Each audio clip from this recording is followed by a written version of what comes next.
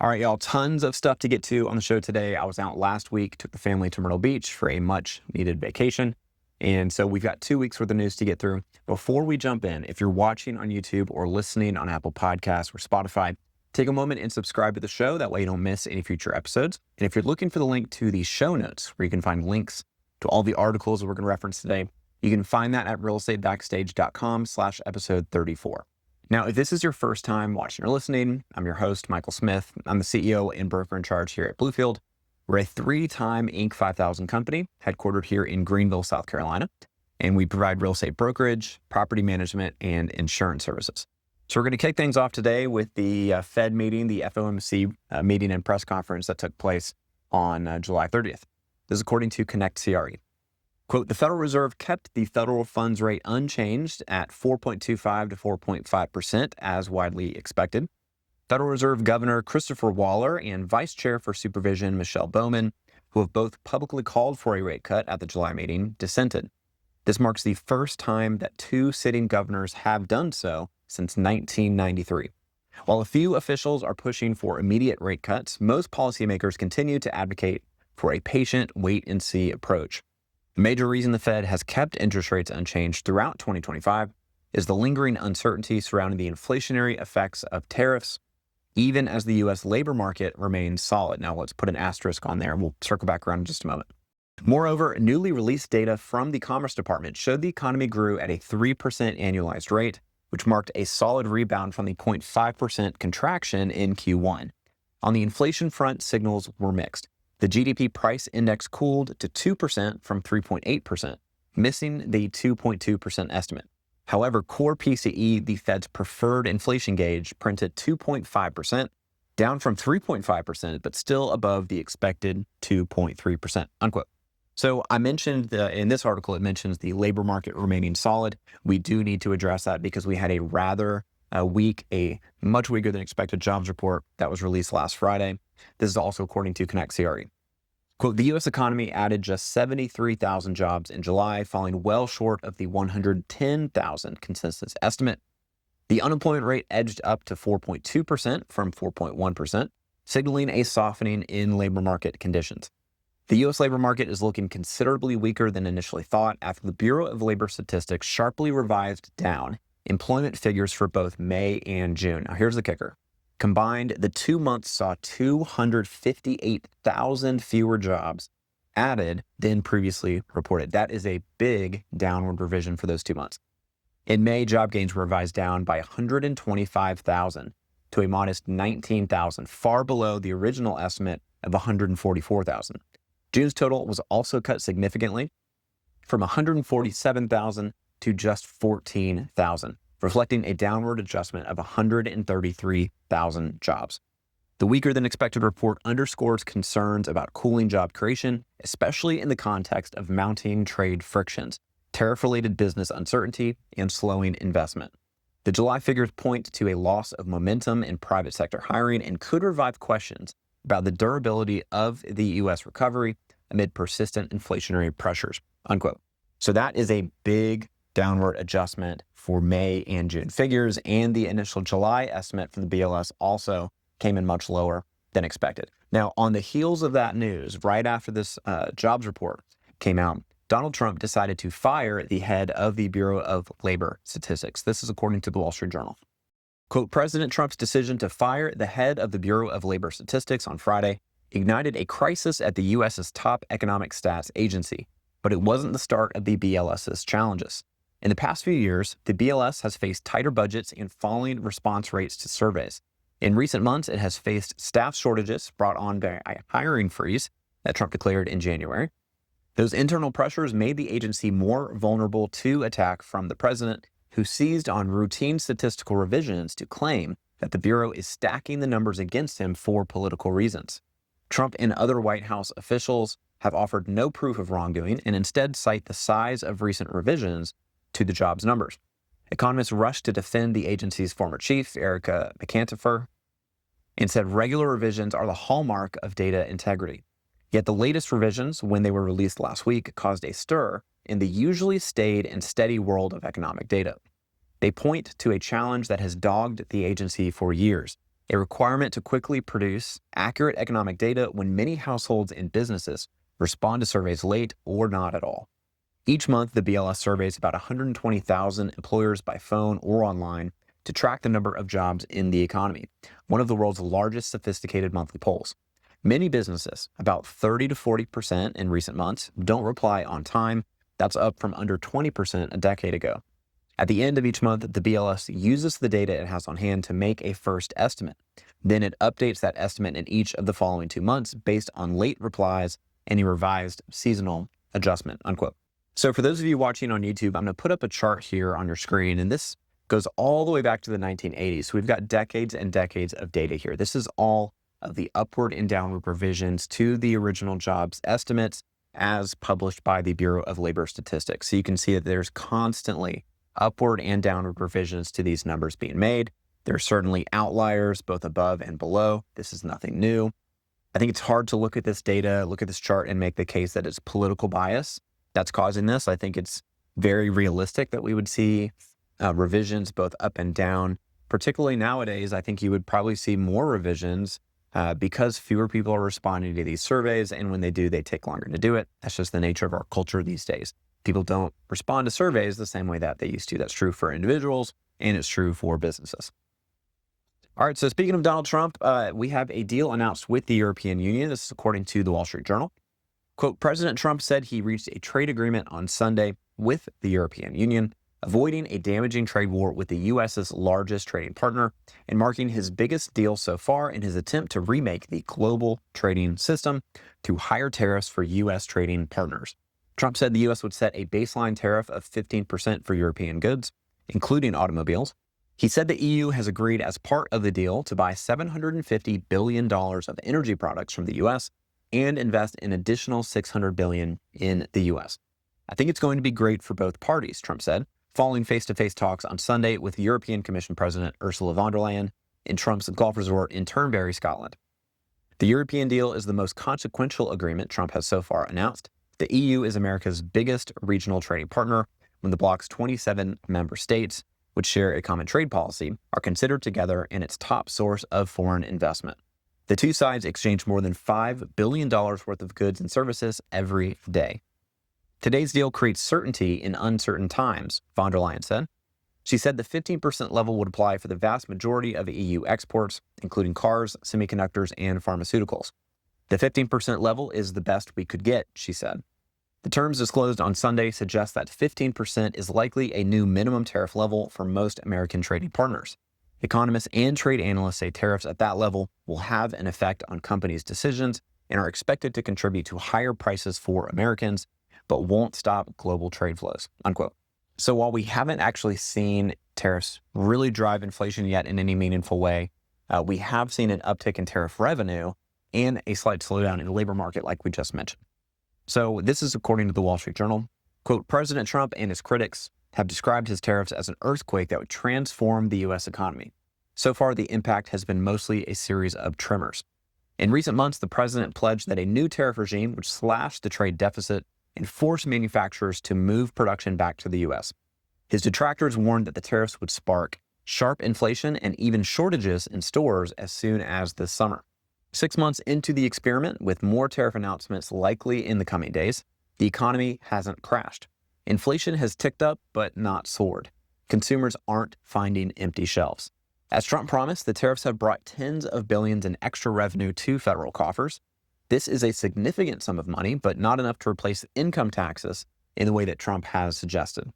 New data on Tuesday showed the trade deficit narrowing in June to the lowest level since September of 2023. Economists said that appeared to be mostly a reversal of the huge import surge before tariffs hit, rather than a sign of a sustained downward trend in the trade deficit. Some of Trump's other pledges aren't materializing either. Companies aren't broadly rushing to reshore, partly because the chaotic and ever-changing tariff policy has paralyzed decision-making, unquote. So yes, we're seeing some increased revenues from tariffs, but it's not going to be as much as Trump promised. And we're not necessarily seeing much of the behavior change in companies. We are seeing some announcements, like Apple was recently at the White House, Tim Cook, the CEO, making an announcement of some investment in an end-to-end silicon supply chain here in the United States, so they can create their own chips rather than having to import them from TSMC in Taiwan. But the tariffs are certainly not having the broad-reaching impact, either good or bad, that Trump has suggested or some of his critics have suggested. So it is still early in the process, and some of these things are going to take some time to shake out. But for now, the results seem to be fairly mild. All right, now let's take a look at the housing market. This is according to Housing Wire. Quote, housing inventory growth is starting to stall despite elevated mortgage rates. As new listings begin their seasonal decline, we might have already reached our peak percentage growth rate for 2025. The recent stalling has already gradually reduced the year-over-year growth percentage by a slight amount. Inventory growth has been the best story in housing as we transition from a savagely unhealthy housing market to a normal one. Some people were surprised by last week's existing home sales report, which showed the inventory of existing homes declined slightly. However, the NAR inventory data typically peaks in the summer, so if we don't see much growth in that data line, it's not shocking, unquote. That was from Logan Mochami at Housing Wire. I highly recommend you take a look at some of the charts. I'll link to it in the show notes here, but you can see how this year compares to some of the prior years in terms of number of new listings, total inventory available, weekly purchase mortgage applications, and the like. So far this year, we've had a pretty good run. 2025 year to date has been better than 2024, 2023, but there are certainly some signs that is stalling a little bit. Some of the steam is coming out of the engine, and the growth rate of the housing market in 2025 is starting to stall out. Some experts are even predicting that we might end the year with fewer existing home sales than we did last year in 2024. All right, according to Inman, June contract signings declined as well. So there's another data point showing a little bit of a slowdown in the housing market. It's according to Inman. Quote, homebuyers are continuing to retreat from the market, according to the National Association of Realtors June pending home sales report.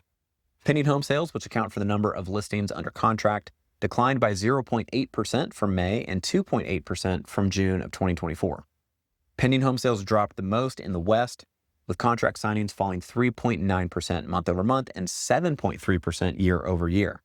The South and Midwest also experienced monthly and annual declines, ranging between 0.7% and 2.9%. The Northeast was the only outlier, with contract signings increasing 2.1% from May and remaining unchanged from the previous year. NAR chief economist Lawrence Yun said the steady drop in pending home sales is unconcerning as mortgage applications continue to rise, a trend that's likely to continue if the Federal Reserve moves forward with a September short-term interest rate cut. Although Yun was bullish on future sales, Bright MLS chief economist Lisa Sturdivant said June's pending sales data are a canary in the coal mine. The June pending sales data provides further evidence of a stuck housing market, increasing the likelihood that we will end the year with fewer transactions than last year's 30-year low, she said in an emailed statement to Inman, unquote. All right, this is from Bigger Pockets. Accidental landlords are starting to have a pretty significant impact on the housing market, both the resale market and the rental market. This according to Bigger Pockets. Quote, while many people dream of having enough money to start a real estate investing career, scores of existing homeowners have become investors by default. Dubbed accidental landlords, these homeowners have wound up collecting rents after refusing to lower the price on their primary residence, preferring to convert it to a rental property until interest rates drop and they can sell the home for what they feel it's worth. Such has been the extent of the trend that these newbie landlords with full-time jobs are influencing the rental market, forcing institutional landlords to rethink their plans and create fewer opportunities for homeowners. According to a recent Parcel Labs report, stubbornly high mortgage rates, increased inventory, and waning buyer demand have forced many homeowners to delist their homes and instead try their hand at landlording. When these home sellers cannot find buyers, they face three choices: delist and wait, cut the price to find market clearing level, or convert it to a rental. Parcel Labs analyzed the impact in the 6 Sunbelt markets where large-scale institutional landlords, such as Invitation Homes, American Homes for Rent, and Progress Residential, hold over 1/3 of their collective assets. The number of accidental landlords has risen dramatically, with Houston experiencing a 41% increase and Dallas a 32% increase in former sellers turned landlords. The deluge of new homes on the market has threatened to slow annual rent growth, unquote. So we've experienced this firsthand. You guys know that we do property management as well. And we've had a big uptick in the number of our new landlord clients that had originally tried selling their home, and they've decided, you know what, I'm not going to be able to get the price that I want for my home. I'm not quite ready to drop the price, or I don't have the luxury of waiting, 2, 3, 4, 5 months to sell my house. So I'm just going to go ahead and convert it to a rental. We've experienced that a lot. And the increase in inventory on the rental market has been significant. One of the things that we're noticing across our competitors, other property management companies, but also a lot of these build to rent communities is just the number of incentives being offered. We're having these conversations with our landlord clients on a daily basis for properties that are just not renting as quickly as they did in prior years. We're seeing pretty flat year-over-year rent growth. A lot of the times when we've got tenants coming up for renewal, we're pulling the comps, analyzing the market, and realizing, hey, maybe we can get away with a little bit of an increase, but we definitely don't want to be too aggressive because we might scare the tenant away. And then we know that it's going to take a little bit longer than usual to find a new tenant, and we may not even be able to get the same amount without offering some type of incentive. So that's definitely something that we're noticing here in our local market when it comes to rentals. All right, so here's actually a glimmer of good news coming out of Congress. This is a bipartisan bill that just came out of a Senate committee. This is according to RIS Media. Quote, housing supply and affordability remain ongoing issues for prospective homebuyers, and the United States Senate is now taking action. In an hour-long executive session, the Senate Committee on Banking, Housing, and Urban Affairs voted to advance a comprehensive housing reform bill, the Road to Housing Act of 2025. Addressing an extremely broad swath of policy priorities, the bill contains everything from direct financial support for homeowners and local governments to requirements that certain housing agency heads testify annually before Congress to reducing environmental reviews on certain projects.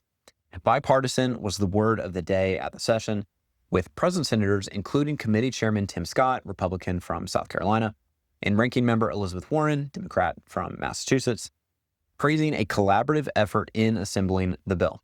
When's the last time that Tim Scott and Elizabeth Warren were collaborative with each other? So that is positive news. I always love seeing when parties work across the aisle and come up with common sense solutions. So that is encouraging. The Road to Housing Act is broad legislation that folds together many different bills championed by different members of the committee. Sections of the bill address the incentivization of housing construction, financial assistance programs, and more. The second section of the bill, Building More in America, is the longest with 13 provisions out of 40, intended to incentivize more construction nationwide.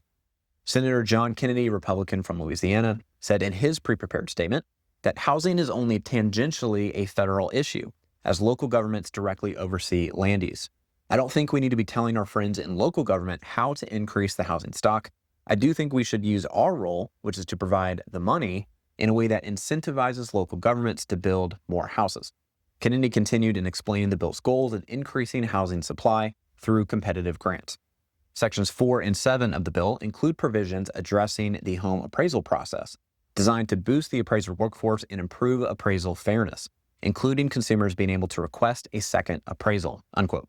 So that last part is exciting. There's apparently going to be some provisions where buyers will have more flexibility, more of an option to request a secondary or replacement appraisal if they feel the first one was inaccurate or unfair in some way.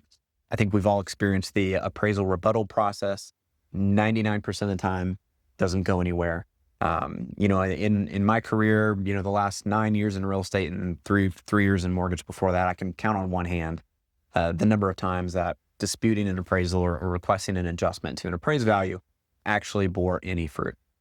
All right, shifting gears, Compass and the Northwest MLS continue to go after each other in court. This is according to Inman. Quote, against the backdrop of an industry-wide debate over how listings are displayed, Compass and the Northwest MLS spent this week trading barbs with each other in legal filings.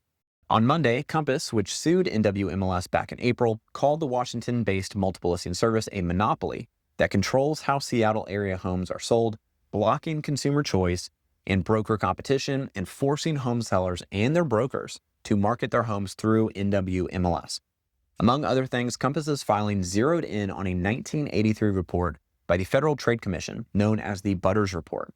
The report cites a National Association of Realtors policy that requires that an MLS not prohibit or discourage a member from accepting a listing from a seller preferring to give an office exclusive.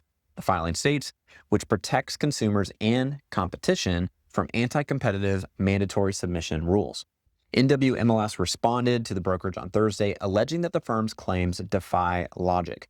The MLS argued that Compass had misinterpreted federal rules and was making procedural errors, and that a stay in discovery should be upheld by the court, unquote. So this is going to be a fun one to watch as it proceeds. We'll continue to cover it as more comes out. Now, speaking of litigation, CoStar has sued Zillow over what looks to be pretty egregious copyright infringement. This is according to Real Estate News. Quote, CoStar has filed suit against Zillow, accusing the nation's leading home search site of outrageous copyright infringement through its use of more than 46,000 CoStar-owned photos. The case, filed in a New York federal court on July 30th, includes claims that Zillow is using watermarked images owned by CoStar Group, parent company of competing home search site Homes.com, on its site and on Redfin and Realtor.com through its rental listing syndication deal. So you may remember that Zillow will actually syndicate its rental listings to both Redfin and Realtor.com. Those deals, I think, were both negotiated last year. Press release from CoStar calls this one of the largest, if not the largest, image infringement case in history, with potential for $1 billion in damages. CoStar says Zillow Group has been willfully using its images, primarily from Apartments.com, on multifamily rental listings displayed on Zillow.com, as well as Trulia and HotPads, which are owned by Zillow Group, and Redfin and Realtor.com through the syndication deals. The suit includes examples of images with the CoStar logo obscured or cropped out when displayed on the Zillow site, unquote. All right, so speaking of lawsuits, again, we've got another one here. Former Fannie Mae employees are now suing. That's according to RIS Media. Quote, over 65 of the 100 ex-employees recently fired from Fannie Mae are seeking reinstatement, back pay, and other financial relief in a lawsuit against the government-sponsored enterprise. In April, the organization had dismissed a slew of employees due to alleged unethical conduct.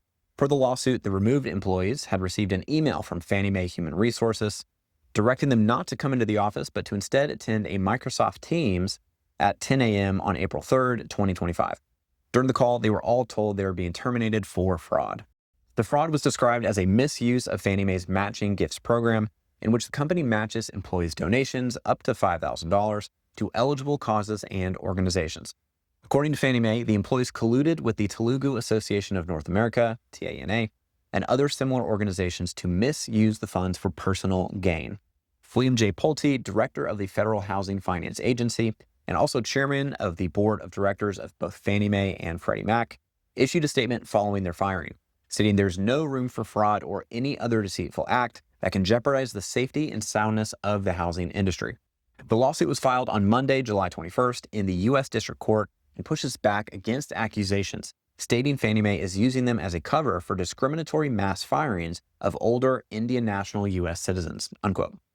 In other news, Rocket, which is set to acquire Mr. Cooper by the end of the year, is going to have to deal with Mr. Cooper's low customer satisfaction rankings. Now, this is according to Inman. Quote, after investing heavily in technology like AI to cut costs, mortgage loan servicing giant Mr. Cooper continues to score below the industry average customer satisfaction, as it has for more than a decade, according to annual surveys by J.D. Power. Customer dissatisfaction with Mr. Cooper could be a drag on Rocket Company's plans to grow its mortgage refinancing business by acquiring Mr. Cooper, the nation's largest loan servicer, in a $9.4 billion deal that's set to close later this year. Unless they sell their home or refinance their mortgage, homeowners are pretty much stuck with their loan servicer, the company that collects their monthly loan payments on behalf of portfolio lenders and, more commonly, investors in mortgage-backed securities, who are the ultimate source of funding for most home loans. Some lenders sell the servicing rights to mortgages that they originate when the loans are packaged up for sale to investors, but Rocket is already a major player in mortgage servicing, and it likes the business so much that it wants a bigger slice of it. Mr. Cooper is the nation's largest mortgage servicer. Once Mr. Cooper and Rocket are under the same roof, they'll be collecting payments on $2.1 trillion in outstanding loans from nearly 10 million borrowers. That's about 1 in 6 U.S. mortgages. The July 24th release of J.D. Power's 2025 U.S. Mortgage Servicer Satisfaction Survey was something of a mixed bag for Rocket. On one hand, Rocket's existing servicing business, provided through Rocket Mortgage, was rated top among 31 companies rated by the study. On the other hand, Mr. Cooper, which collects monthly mortgage payments from 6.4 million homeowners, was ranked only 23rd. Now, for those of you watching on YouTube, I'm going to put this little graph on the screen here. You can see exactly where these companies rank that were surveyed by J.D. Power. And this, of course, is the J.D. Power survey that comes out once every year. You can see of the 31 companies surveyed, Rocket Mortgage was actually the highest rated for customer satisfaction, and Mr. Cooper is way down there towards the bottom. So Mr. Cooper's servicing portfolio is much larger than Rocket's, and so this could definitely be an issue for them. The whole goal of them acquiring Mr. Cooper is be able to retarget those customers that are making their payments to Mr. Cooper when they're ready to refinance, to get them over to Rocket Mortgage for a refinance loan. But if they're not happy with the service they're getting from Mr. Cooper, I think they're going to be less likely to go along with that recommendation and refinance through Rocket Mortgage.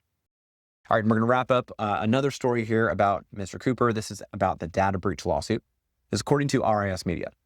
Quote, a federal judge is allowing a class action lawsuit against mortgage mega servicer Mr. Cooper, currently in the process of being acquired by Rocket, to move forward in part, ruling that the company must face claims of breach of contract and negligence from customers over a 2023 cyber attack that leaked millions of people's private data to hackers, but dismissed more serious charges of unjust enrichment and invasion of privacy. In October of 2023, Texas-based Mr. Cooper, which at the time claimed a portfolio of 4.3 million borrowers, disclosed that it had suffered a data breach and was later revealed to be a successful cyber attack by malicious actors who obtained social security numbers and other highly sensitive information from substantially all current and former Mr. Cooper customers, almost 14 million people. Now, I personally was part of that data breach. I have several loans that are currently serviced by Mr. Cooper. Now, they did provide free identity theft protection for everyone who was a victim. All right, continuing from the article. While writing that plaintiff's requests for a court order and a declaration that Mr. Cooper broke the law were too speculative, Judge David C. Godbee ruled that they successfully argued that the company was negligent and breached its implied contract through poor security protocols. Plaintiffs have sufficiently alleged that defendants failed to adequately prepare for a cyber attack and secure their private information, he wrote, noting that Mr. Cooper previously admitted it was regularly targeted by hackers and pointed to the plaintiff's allegations that the company didn't take reasonable measures to protect the data. Godbee declined to rule on a state law claim by plaintiffs, saying that would be more appropriate at a later point in the litigation. Parties are currently slated to debate a schedule for class certification, as Godbee initially set a deadline of March 13th, 2026, to rule on a potential class, which plaintiffs say should include anyone whose information was compromised, unquote. All right, y'all, that's a wrap for today. Just a reminder, you can find the links to all of the articles we referenced today at realestatebackstage.com/episode 34. And I'll see you back here next week with another behind-the-scenes look at the real estate industry here on Real Estate Backstage.